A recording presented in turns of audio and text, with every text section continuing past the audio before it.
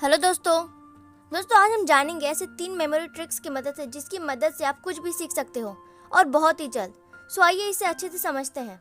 Number 1, the production effect. क्या आप भी कभी कीज, पेन या नोटबुक को रख कर भूल जाते हो कि आपने उसे लास्ट टाइम कहाँ रखा था? लेकिन आखिर ऐसा क्यों होता है कि हमारे ब्रेन को इतनी ईजी चीज़ें याद रखने में भी दिक्कत होती है? ऐसा इसीलिए होता है क्योंकि हमारी मेमोरीज 2 डिफरेंट कैटेगरीज में बटी होती है। पहली है इम्प्लिसिट और दूसरी है एक्सप्लिसिट। अब इम्प्लिसिट मेमोरी वो होती है जिसमें हम चीज़ों को अनकॉन्शियसली याद रखते हैं, जैसे कि सुबह आपने ब्रश किया या नहीं, ब्रेकफास्ट किया या नहीं।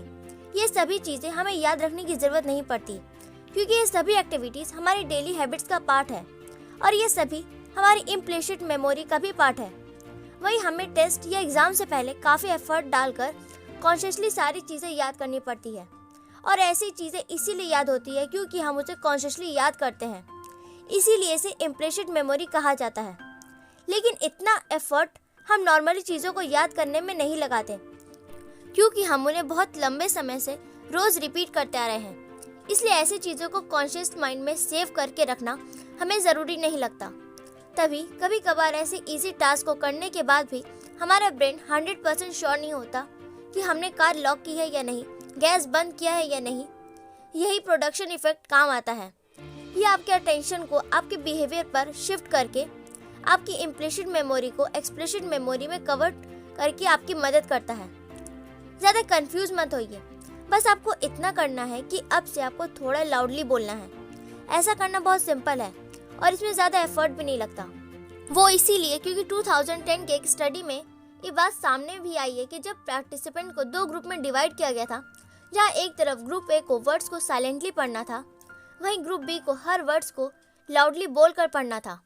तो आखिर में ग्रुप बी, जिसने हर वर्ड्स को लाउडली पढ़ा था, उन्हें कंटेंट ज़्यादा अच्छे से याद रहा कंपेयर टू ग्रुप ए के। तो इससे ये पता चलता है कि प्रोडक्शन इफेक्ट कितना बड़ा इम्पैक्ट डालता है हमारी चीज़ों को याद करने की क्षमता में। अब क्योंकि ये सिंपल और पावरफुल टेक्निक है तो आप इसे आज यूज़ कर सकते हो अपनी मेमोरी को शार्प करने के लिए। Number 2, the distributed practice.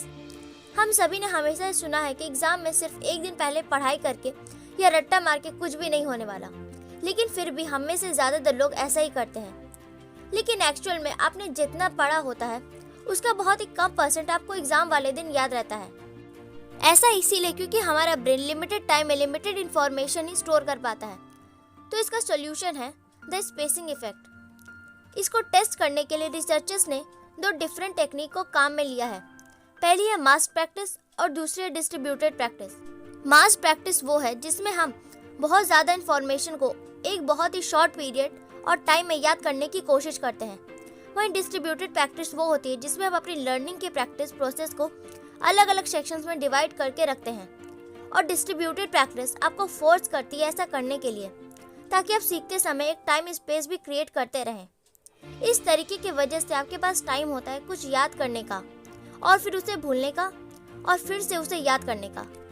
और ऐसा बार बार करने से धीरे धीरे बहुत इजी हो जाता है इंफॉर्मेशन को अपने दिमाग में फिट करना। Number 3, self testing. Self testing एक और तरीका है अपनी मेमोरी को बूस्ट करने का।